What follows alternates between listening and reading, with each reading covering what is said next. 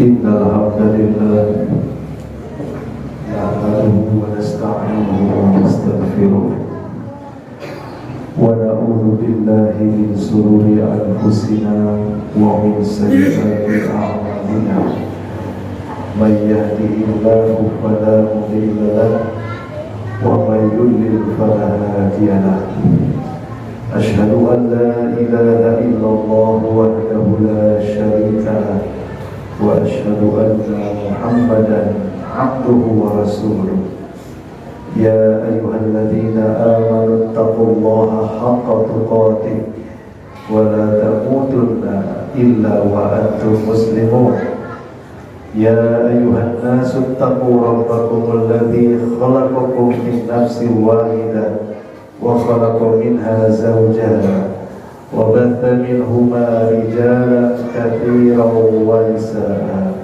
واتقوا الله الذي تساءلون به والأرحام إن الله كان عليكم رقيبا يا أيها الذين آمنوا اتقوا الله وقولوا قولا سديدا يصلح لكم أعمالكم ويغفر لكم ذنوبكم ومن يطع الله ورسوله فقد فاز فوزا عظيما. أما بعد, kita bersyukur kepada Allah Subhanahu wa taala.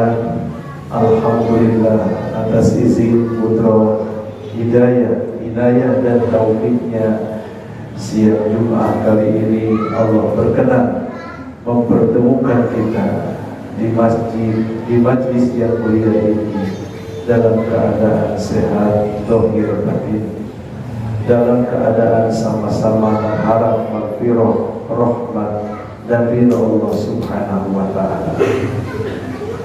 Senantiasa kita bersolawat kepada Nabi kita Muhammad sallallahu alaihi wasallam dengan harapan mudah-mudahan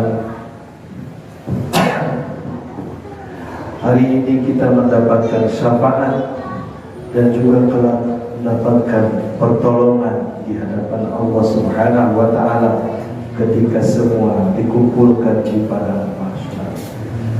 Masyarul muslimin, sidang Jumat undangan Allah Subhanahu wa taala. Mari kita bertakwa kepada Allah dengan sebenar-benarnya takwa. Mari kita sembah ibadahi Allah sesuai dengan kemampuan kita, dan mudah-mudahan segala bentuk ibadah baik hati, lisan, anggota badan dan harta yang kita belanjakan di jalan Allah Subhanahu wa taala semuanya diterima oleh Allah dengan penerimaan sebaik-baiknya. Mudah-mudahan segala dosa kita diampuni dan mudah-mudahan kebaikan kita diterima dengan segala kekurangan. Menghadapi situasi yang tidak menentu, sebenarnya umat Islam telah diberi bekal yang cukup. Bekal itu adalah ketakwaan, dan di dalam takwa itu ada kesabaran. Allah Subhanahu wa taala menyuruh kepada kita, ya ayyuhalladzina amanu ista'inu bis-sabri wassalah. Wahai orang-orang yang beriman, hendaklah kalian menjadikan pertolongan, meminta tolong dengan apa? Dengan kesabaran dan sholat. Kenapa? Innallaha ma'as-sabirin. Sesungguhnya Allah bersama orang-orang yang sabar. Kita disuruh oleh Allah meminta pertolongan kepada sabar dan sholat. Allah tidak menyuruh minta tolonglah kalian kepada Allah dengan cara sabar dan sholat. Kalimatnya seakan-akan bahwa sholat dan sabar itu bisa menolong kita. Padahal sholat dan sabar itu adalah perbuatan. Sedangkan kita kalau meminta harus kepada Zat yang bisa memberi bantuan kepada kita semua. Ini seperti bertentangan dengan akal, dengan otak kita. Padahal sebenarnya yang kita rasakan bahwa kesabaran dan sholat itu memang bisa menjadi penolong kita. Sabar yang kita lakukan, sabar yang kita latih, sholat yang kita biasakan, baik yang fardu maupun sunnah, baik sholat di siang hari maupun sholat di malam hari, termasuk juga Jumatan dan juga dua Id, insya Allah itu akan menjadi penolong bagi kita. Jadi seakan-akan dengan kesabaran dan sholat itu Allah menciptakan satu sistem. Sistem ini akan menciptakan dia akan bisa menolong dengan dirinya sendiri. Jadi kita tidak mesti meminta tolong itu langsung kepada Allah, tapi dengan cara meminta tolong kepada sholat dan kesabaran, insya Allah sabar dan sholat yang mekanismenya sudah Allah rancang sedemikian rupa, itu akan memberikan pertolongan secara otomatis kepada kita semua. Dan tentu saja itu dengan izin Allah. Jadi seperti sekunci, seperti kalau dalam mobil yang keluaran model baru rata-rata ada balon, begitu tabrakan balonnya keluar dan bisa menolong dengan sendirinya. Nah, percayalah hadirin sedang dimaksud dengan Allah Subhanahu wa taala bahwa sabar yang kita latih dan sholat yang kita biasakan, insya Allah pada gilirannya bisa menjadi penolong kita semua. Dan itu adalah dengan izin Allah Subhanahu wa ta'ala. Karenanya bisa dipahami ketika Allah menyuruh kita, dan hendaklah kalian menjadikan penolong sabar dan sholat. Nah, kemudian Allah menutup, innallaha ma'as-sabirin, sesungguhnya Allah bersama orang-orang yang sabar. Artinya apa? Artinya saat kita sabar, Allah berada dalam jiwa kita, Allah berada dalam diri kita. Dan orang yang sedang kehilangan kesabarannya, berarti dia tidak sedang bersama Allah Subhanahu wa ta'ala. Lalu Nabi SAW juga menyatakan, ajaban lil mu'min, alangkah hebatnya pribadi seorang mukmin ini. Kenapa? Apabila dia mendapatkan kenikmatan, dia bersyukur. Tapi apabila dia mendapatkan nikmah, ujian, cobaan, dia sabar. Syukur, sabar ini adalah dua hal yang harus bisa kita kondisikan dalam berbagai saat dan kesempatan. Saat kita dapat untung, kita syukur. Saat kita dapat ujian, cobaan, karena selalu silih berganti, maka lawanlah, hadapilah dengan kesabaran. Nah, insya Allah kita akan menjadi pribadi-pribadi yang kuat, pribadi-pribadi yang senantiasa bersama dengan Allah Subhanahu wa ta'ala. Kemudian Imam Ibnu Katsir juga menjelaskan bahwa di antara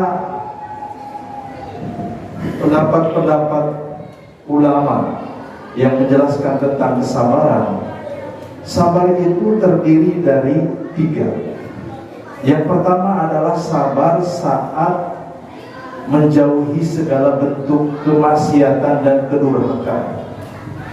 Yang kedua, sabar melakukan ketaatan ibadah kepada Allah. Dan sabar yang ketiga adalah sabar saat menerima ujian, cobaan, dan musibah. Nah, sabar nomor 1 adalah sabar meninggalkan berbagai macam bentuk kemaksiatan. Sampai hari ini menjadi PR besar buat kita. Iya, bukan hanya orang biasa-biasa, bahkan selevel jenderal pun hari ini menjadi bulan-bulanan media. Kenapa?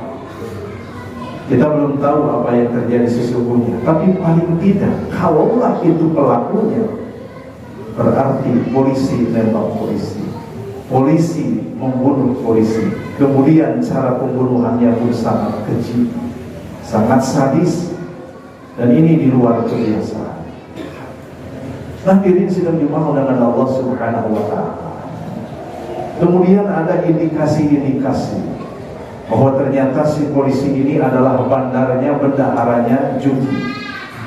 Disusul kemudian politisi asal salah satu partai juga korupsi yang jumlahnya sampai 104 miliar atau berapalah, kita tidak tahu. Artinya PR kita semua, umat ini belum bisa sabar dari segala bentuk kedurhakaan dan kemaksiatan. Padahal ini adalah sabar nomor 1. Baru sabar nomor 2 adalah sabar menjalankan titah perintah dan ketaatan kepada Allah Subhanahu wa Ta'ala. Adapun sabar menghadapi ujian itu sabar nomor 3. Dan jarang-jarang kita mendapatkan ujian. Lebih banyak porsinya itu nomor 1 dan nomor 2. Dan pahala yang paling besar adalah pada sabar ke-1 dan ke-2. Karena sabar yang ketiga itu terjadi sewaktu-waktu. Hadirin, mudah-mudahan kita semua, bagaimanapun yang terjadi, kita tetap bersyukur kepada Allah Subhanahu wa Ta'ala karena masih ada nikmat-nikmat walaupun tidak senikmat sebelumnya, karena kita harus menghadapi berbagai macam peristiwa-peristiwa baru. Tapi paling tidak mudah-mudahan dengan syukur dan sabar ini Allah jawab semua persoalan. Dan kita kalau dengan syukur dan sabar ini bisa menyelesaikan masalah, artinya benarlah firman Allah, ya ayyuhalladzina amanu ista'inu bis-sabri was-shalah innallaha ma'as-sabirin. Jadi kalau kita ingin mendapatkan pertolongan dari Allah, maka bersabarlah.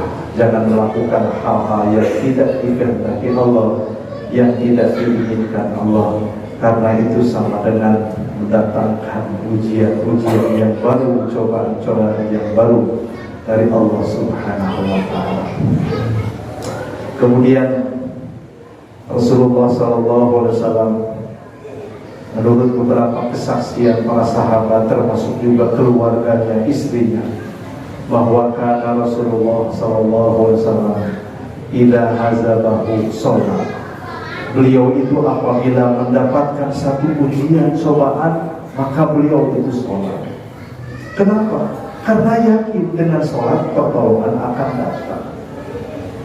Nah, mari kita praktekkan apa yang diperintahkan oleh Allah dan apa yang diteladankan oleh Nabi kita Muhammad SAW untuk segala urusan. Insya Allah kita akan menjadi orang-orang yang mendapatkan pertolongan Allah. Dan tidak ada pertolongan yang paling baik kecuali pertolongan dari Allah Subhanahu wa Ta'ala. Alhamdulillahilladzi lam yattakhidh waladan wa lam yakul lahu syarikun fil mulki wa lam yakul lahu waliyyun minadh dhulli wa kabirhu takbira.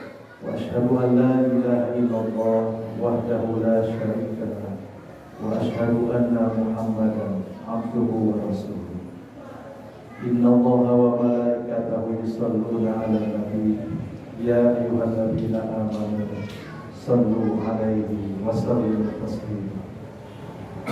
Kita bersyukur kepada Allah Subhanahu wa Ta'ala atas segala limpahan nikmat, anugerah dan karunia yang zahir, yang batin, yang sudah berlalu, yang baru berlalu, dan insyaallah hari ini, esok, lusa, seterusnya kita akan senantiasa diikuti nikmat-nikmat Allah Subhanahu wa Ta'ala.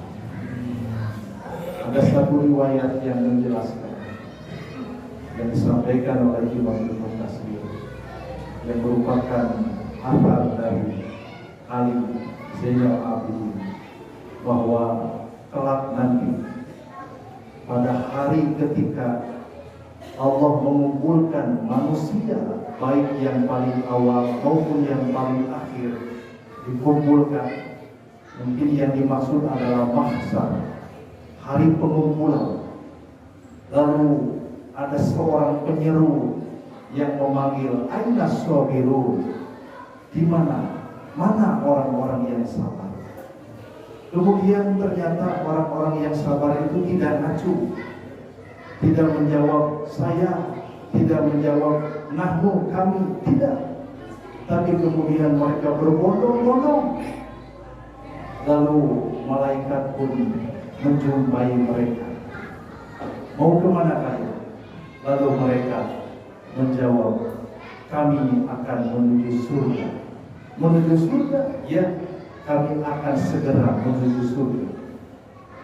Qoblal hisab, sebelum dihisab, bukankah setiap manusia itu ketika dikumpulkan di padang mahsyar, dia harus melewati fase-fase, antara lain adalah al-hisab, penghitungan, al-mizan, penimbangan, kemudian setelah itu ada penilaian dari Allah Subhanahu wa Ta'ala. Apakah kebaikannya lebih berat daripada kebaikan atau sebaliknya? Tapi ternyata mereka ini langsung bergegas masuk ke dalam surga. Lalu malaikat pun berkata, apakah kalian orang-orang sabar? Ya, kami adalah orang-orang yang dulu senantiasa bersabar. Kalau begitu, udkhulul jannah, masuklah kalian ke surga, dan tidak ada kenikmatan yang paling indah kecuali kenikmatan yang ada di surga. Ma'asyiral muslimin sidang Jumat undangan Allah Subhanahu wa Ta'ala. Satu riwayat ini menunjukkan bahwa orang yang sabar itu akan ditolong oleh Allah hari ini dan di akhirat kelak, termasuk juga di alam kubur. Insya Allah, ketika kita menghadapi berbagai macam ujian, cobaan, rintangan, maka dengan kesabaran, disitulah pertolongan Allah datang. Disitulah pertolongan Allah itu hadir. Cuma kadang-kadang ketergesaan kita lebih kuat daripada kesabaran, sehingga kadang-kadang kita ingin cepat menyelesaikan masalah daripada kita memilih kesabaran. Padahal sejatinya kesabaran itu adalah media yang bisa mendekatkan diri kepada Allah Subhanahu wa Ta'ala. Karena ketika seorang hamba diuji dengan berbagai ujian dan cobaan, lalu dia bersabar, maka dengan sabar itulah dia menjembatani hubungannya antara dirinya dengan Allah. Semakin dekatlah hubungannya dengan Allah Subhanahu wa Ta'ala. Tapi begitulah manusia dengan segala egonya, dengan segala hawa nafsunya, kerap kali ingin mematahkan hal-hal yang sudah tertanam dalam jiwa, dalam hati. Didukung juga dengan hembusan setan, termasuk juga media-media sosial ini kerap mengganggu persepsi kita, mengganggu tabiat kita, karakter yang sudah kita bentuk hanya dengan sesaat. Nah, mudah-mudahan hadirin sudah dimaukan Allah Subhanahu wa Ta'ala. Dengan sabar sholat, insya Allah kita akan dekat dengan Allah, dan juga dengan sabar dan sholat kita akan mendapatkan pertolongan dari Allah yang hakikatnya kalau dalam dunia kesehatan mungkin sabar dan sholat itu ibarat imunitas. Begitu datang musuh ingin menggerogoti kita, begitu penyakit datang menghampiri kita, maka tubuh kita sudah punya imunitasnya. Dilawanlah, ditangkislah segala hal-hal yang akan merusak tubuh kita. Demikian pula kesabaran dan sholat itu membangun kepribadian yang insya Allah ketika menghadapi berbagai macam masalah persoalan, dia akan bisa menghadapinya dengan penuh kesabaran dan juga ketabahan kepada apa yang telah ditetapkan oleh Allah Subhanahu wa Ta'ala. Saya kira itulah yang bisa disampaikan pada kesempatan siang kali ini. Mudah-mudahan bermanfaat, mudah-mudahan berkesan, dan atas segala kekurangan saya mohon maaf yang sebesar-besarnya. Mudah-mudahan Allah